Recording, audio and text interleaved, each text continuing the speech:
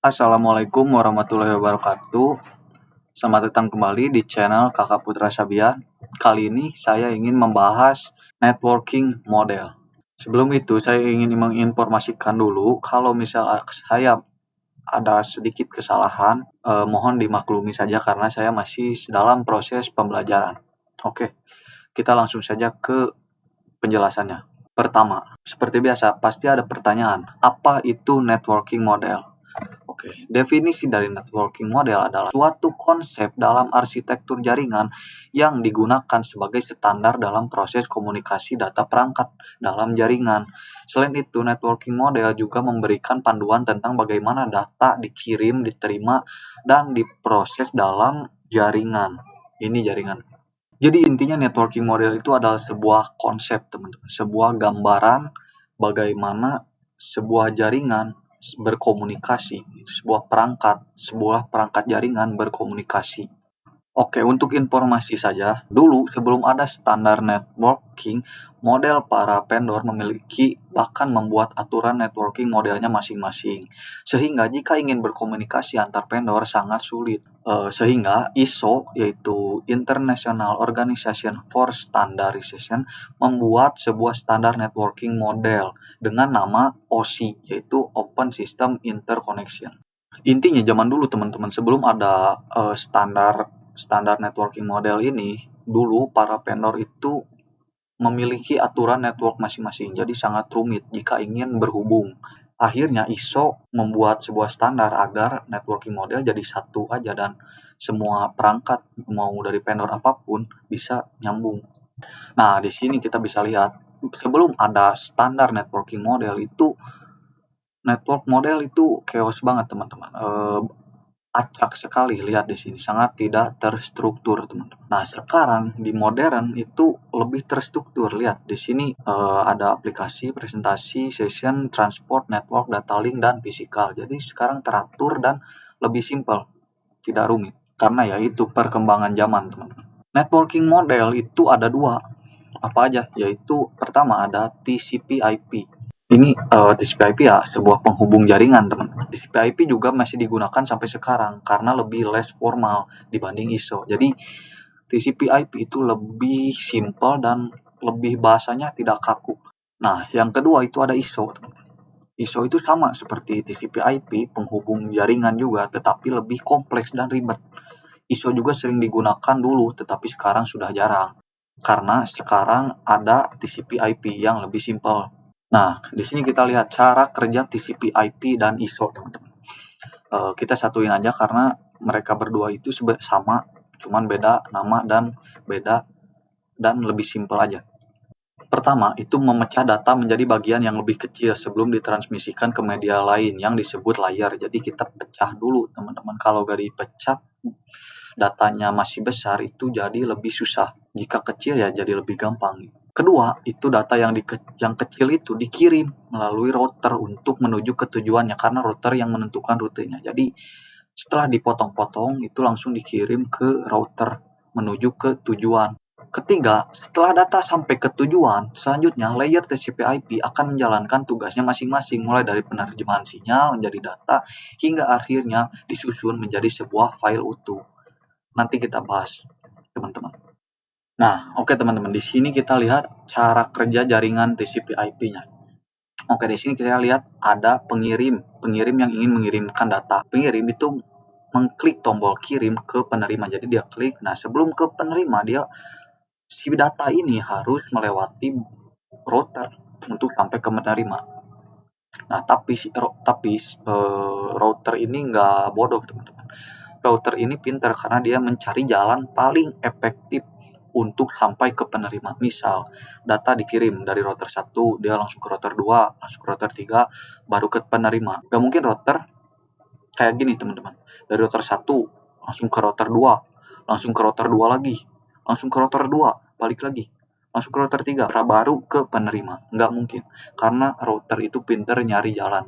Nah, di sini teman-teman itu ada layernya, teman-teman. Nah, tadi di sini kita dilihat bahwa ada tulisan selanjutnya layer TCP/IP akan menjalankan tugasnya masing-masing. Nah, ini dia yang disebut layer TCP/IP. Nah, ada 3 varian. Yang pertama itu varian yang dulu yang udah jarang dipakai. Yang kedua ada varian yang sangat simpel, teman-teman, cuma ada 4. Dan yang ketiga ada varian yang common atau yang sering dipakai sekarang. Oke, kalau dulu itu urutannya ada aplikasi, presentasi, season, transport, network, data link, dan physical. Nah, di versi simpelnya itu cuma ada aplikasi, transport, network, dan link. Nah, dan di versi terakhir, yaitu di versi paling pakai untuk saat ini, itu ada tambahan, yaitu aplikasi, transport, network, data link, dan physical. Jadi kalau kita lihat di sini, teman-teman, di OSI model ini paling banyak, ini ada 7 layer. Di TCP/IP itu dipotong, aplikasi, presentasi, dan season itu disatuin menjadi application doang. Transport masih sama, network masih sama, teman-teman. Data link dan physical itu disatuin menjadi link di versi ini. Nah, dari versi ini kita langsung balik ke versi yang sering dipakai. Nah, yang di versi ini itu sebenarnya sama, aplikasi sama, masih diringkas, transport sama, network masih sama. Nah, cuman bedanya di link itu dipotong lagi, teman-teman. Data link dan physical sama seperti versi ISO ini, layer ISO. Sebenarnya ini semua itu nggak terlalu ngaruh karena pada akhirnya ya sama aja gitu. Cuman disingkat aja, teman-teman, agar lebih modern terlihatnya, lebih nggak kaku seperti yang tadi dibilang. OSI ya, sebenarnya TCP/IP itu adalah upgradean dari OSI. Jadi ya lebih simpel gini tuh. Nah, teman-teman, sekarang kita bakal bahas layer-layernya. Tadi kan ada beberapa layer. Yang kita bahas itu cuma di layer ini doang, layer yang sering dipakai. Itu ada 5, teman-teman. Yang pertama itu ada application layer. Application layer adalah lapisan paling atas yang langsung berinteraksi dengan pengguna. Di sini data dibuat dan ditampilkan dalam format yang kita mengerti seperti HTTPS, SMPT, atau FTP, teman-teman. Nah, di sini ada contohnya, gambarnya agak burik, teman-teman. Dan di sini juga agak kehalang ya di sini, jadi mohon maaf aja, teman-teman. Yang pertama nih, ini user itu kita yang misal kita ingin mencari sesuatu di Google, teman-teman. Kita pasti masukin dulu apa yang mau kita search. Misal YouTube, kita ketik aja www.youtube.com. Nah, nanti browser itu bakal mentranslate URL tadi ke bahasa yang kita tahu, misal jadi HTTPS. Nah, nanti bakal muncul jadi https://.youtube.com misal kayak gitu, teman-teman. Nah, nanti web server, yaitu server YouTube-nya, bakal merespon gitu, cuy. Bakal merespon. Jadi dikasihlah HTTP apa yang harus ditampilkan gitu tuh ke browser. Nah, di browser langsung dikasih ke user menjadi web page, yaitu YouTube yaitu YouTube. Nah, yang kedua itu ada transport layer. Transport layer adalah pengatur pengiriman data agar sampai ke tujuan, sekaligus memastikan keandalan komunikasi antar aplikasi pada host yang berbeda. Protokol utamanya adalah TCP dan UDP. Jadi transport layer itu ya seperti namanya, transport pengirim gitu, teman-teman. Jadi untuk mengatur pengiriman data agar sampai ke tujuan. Di sini juga ada 2 protokol, yaitu TCP dan UDP. Sebenarnya TCP sama UDP itu sama-sama cara untuk mengirim data, tapi bedanya kalau TCP itu mengirim data lebih lambat tapi sangat teliti. Jika ada yang hilang akan dicari atau dikirim ulang.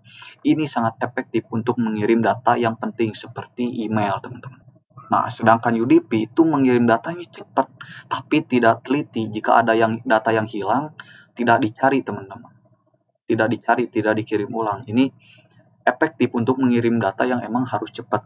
Intinya TCP ini itu mengirim datanya itu lambat tapi teliti. Jadi untuk mengirim data yang penting seperti email, chat yang pribadi, chat yang penting itu pakai TCP. Kalau UDP itu cepat tapi kurang teliti, teman-teman. Ketiga itu ada network layer, teman-teman. Network layer adalah sebuah proses pemberian label alamat ke data. Fungsinya agar data tidak nyasar ke alamat lain. Contohnya ya IP. IP kan punya IP menyediakan 2 fitur yang sangat penting, yaitu addressing dan routing. berfungsi untuk menangani konektivitas dan pemilihan jalur. Setiap perangkat jaringan harus memiliki IP. Jadi intinya network layer itu memberi label lah teman-teman, memberi label ke data agar datanya itu sesuai ke tujuan yang ingin dicapai gitu teman-teman. Nah contohnya ya IP. Nah teman-teman, yang keempat dan yang terakhir itu adalah data link dan physical layer. Data link adalah pemilihan protokol yang dibutuhkan pada physical layer, dan juga data link mempunyai fitur FCS atau Frame Check Sequence, yaitu pendeteksi error saat mengirim data serta juga mengatur alamat MAC address. Sedangkan physical layer itu mendefinisikan cabling pada suatu jaringan komputer, mencari tahu apa kabel yang digunakan untuk menghubungkan antar device. Dan juga data link itu punya fitur FCS, Frame Check Sequence, yaitu pendeteksi error saat mengirim data. Jadi saat mengirim data, si data link ini memakai fitur FCS agar kita tahu kalau misal ada error. Nah, di sini teman-teman ada enkapsulasi dan dekapsulasi data. Enkapsulasi itu pengirim teman-teman, atau mengirim. Dekapsulasi itu penerima atau menerima. Enkapsulasi dan dekapsulasi itu juga sebagai rangkuman dari networking model. Nah, seperti yang kita bahas di cara kerja jaringan, kita ada pengirim dan penerima. Nah, pengirim sebelum dikirim teman-teman, itu harus dienkapsulasi. Nah, ini. Dan juga sebelum si penerima menerima data, itu harus didekapsulasi teman-teman. Nah, enkapsulasi dan dekapsulasi itu ada beberapa layer ini yang tadi kita bahas. Nah, di sini teman-teman, pengirim itu memulai dengan application data atau penyiapan data apa yang mau dikirim ke penerima, itu dimulai di sini. Terus kedua ada transport header atau tadi mah transport layer teman-teman. Ini berguna untuk mengatur pengirimannya teman-teman. Misal data ini mau dikirim lewat apa, dan data ini harus sampai dengan aman. Oh ya, dan di transport header juga itu ada yang namanya proses memotong bagian-bagian data jadi lebih kecil. Ada di transport header teman-teman. Karena kalau datanya gede itu pasti bakal susah dan lambat teman-teman. Jadi dipotong-potong di sini. Nah, terus ketiga itu ada network header. Network header ini ya seperti tadi penjelasan tadi, pemberian sebuah alamat gitu teman-teman. Jadi kita tahu gitu ini harus kemana, data ini itu kemana ya, ke alamatnya si penerima ini. Pelabelan alamat itu ada di network header. Nah, di keempat ini ada data link header. Di sini itu pemberian alamat fisik yaitu MAC address, terus tadi juga di sini ada sesi pengecekan yaitu frame check sequence, di mana itu data akan diubah menjadi frame, terus dicek apakah ada error atau tidak selama pengiriman nanti. Nah, dan terakhir itu ada physical layer. Di sini ya tadi ini tuh sebuah jalan datanya teman-teman. Kabelnya, kalau bahasa ininya kabelnya seperti RJ45 itu di sini teman-teman. Untuk yang mengirim ke penerima tadi. Kalau tanpa kabel, tanpa jalan, gak bisa ke penerima. Nah, terus di penerima itu berbeda dari pengirim. Penerima itu mulainya dari physical layer, terus ke data link header, terus ke network header, terus ke transport header, dan terakhir ke application data. Karena alasannya logis teman-teman. Kalau pengirim itu membungkus, kalau penerima itu membuka bungkusnya. Analoginya mungkin ini tuh seperti kotak di dalam kotak teman-teman. Jadi aplikasi data dimasukin ke kotak, masukin ke kotak lagi, dikirim masih jadi physical layer, dibuka setiap kotaknya teman-teman. Seperti itu teman-teman.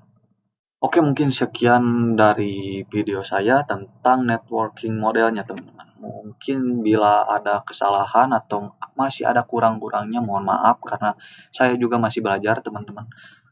Boleh dikoreksi. Ya mungkin sekian dulu dari saya. Wabillahi taufiq wal hidayah. Wassalamualaikum warahmatullahi wabarakatuh.